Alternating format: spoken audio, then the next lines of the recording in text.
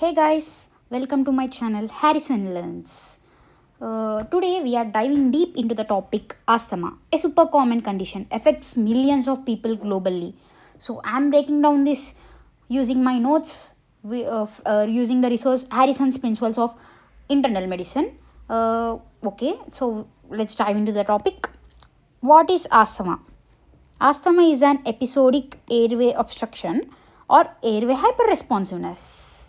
In basic, like your airways get overly sensitive and narrow down at times, like which makes your airway constricted, which makes your breathing tough.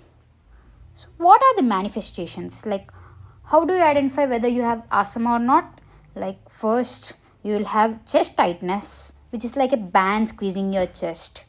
Episodic shortness of breath. It comes and goes. It comes in episodes. And wheezing sound, which is classical. It is a high pitched whistling sound. When you breathe, you will get a high pitched whistling sound. This is a classic sign of asthma, wheezing sound. And exacerbations, which are nothing but episodes of acute bronchospasm where symptoms flare up fast. So now we will learn about pathophysiology of asthma. Okay. So basically, Harrison says that airway hyperresponsiveness is the hallmark for asthma. Okay. And basically hyperresponsiveness means your airways overreact to triggers, which leads to acute narrowing. Okay, but there is more going under the hood. Here is a breakdown.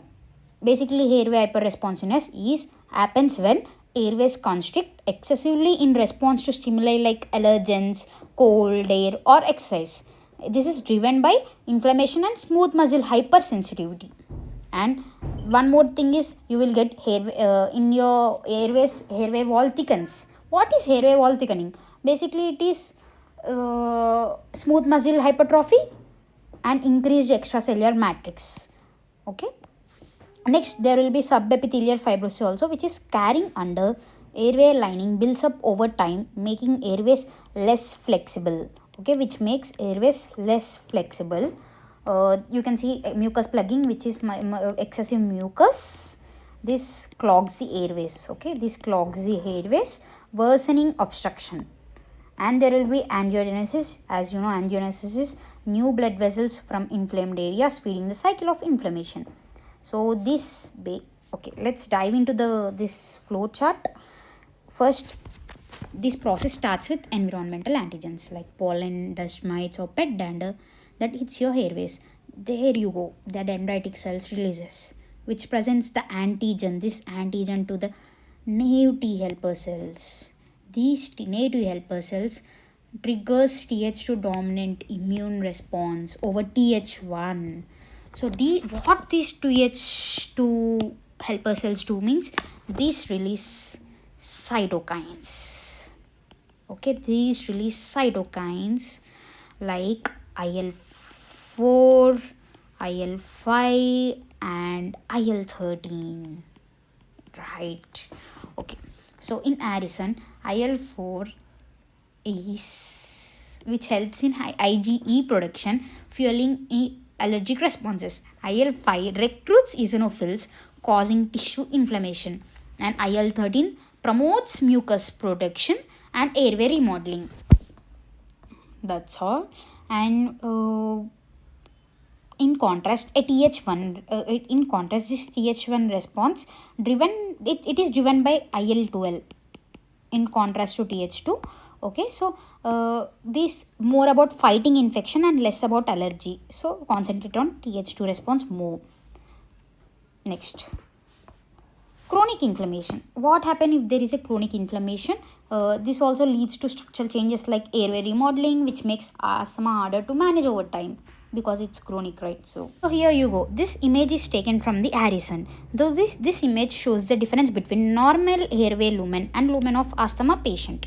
Here you can see lumen is constricted and there is excessive mucus production and there is cellular infiltration and there is neuronal proliferation and there is vascular proliferation and there is epithelial denudation, which is nothing but shedding, epithelial shedding, and there is invagination of airway mucosa due to smooth muscle constriction. So according to Harrison, there is two types of inflammation. So first, type 2 inflammation, which is driven by CD4 T helper cells. This releases IL-4, IL-5, IL-13, and this releases IgE. So basically it is IgE mediated atopic asthma. This allergic kind triggered by things like pollen or dust mite. Okay.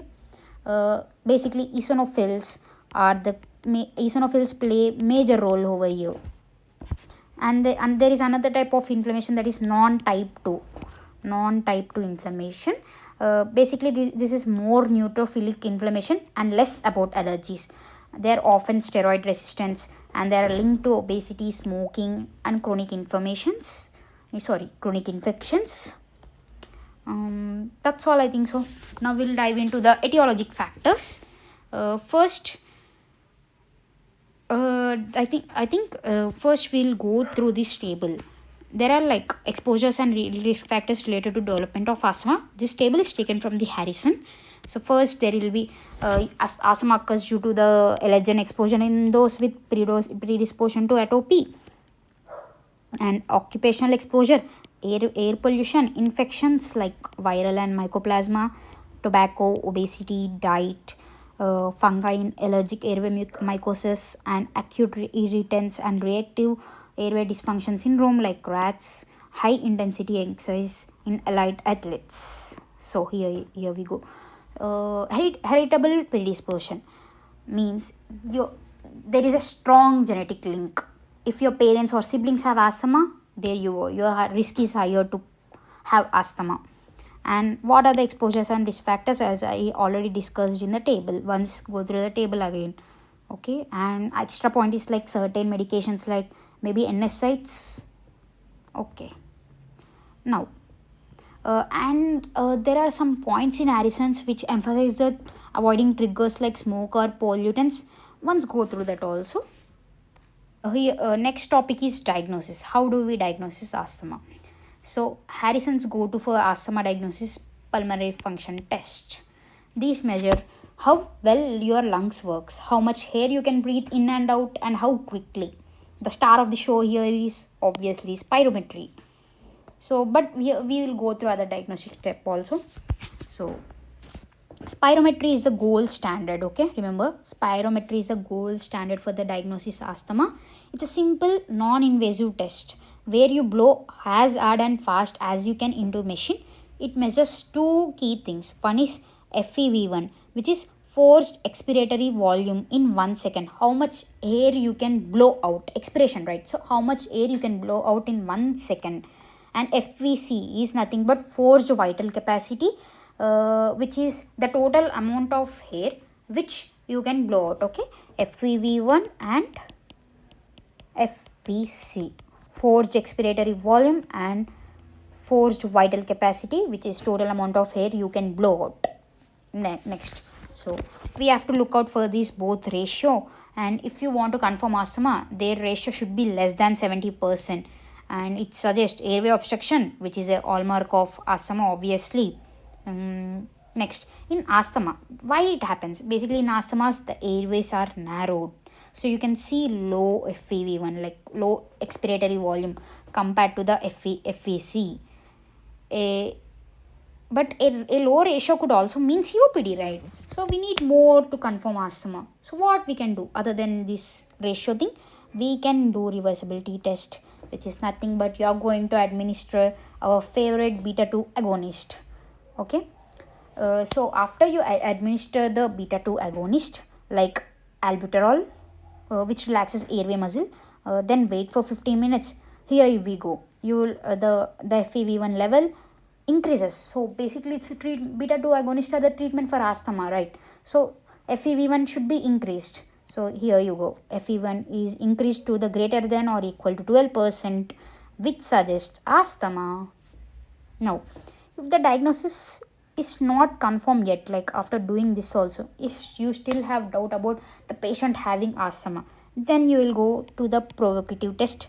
In this you are going to administer the patient methacholine, which is a drug that mimics a trigger causing airways to constrict if there are hyper responsiveness. Okay, provocative test. So that's the reason you call it as a provocative test. And when you give methacholine to patient, the FEV1 drops by 20%. Okay, here FEV1 drops, so it is a strong indicator of asthma.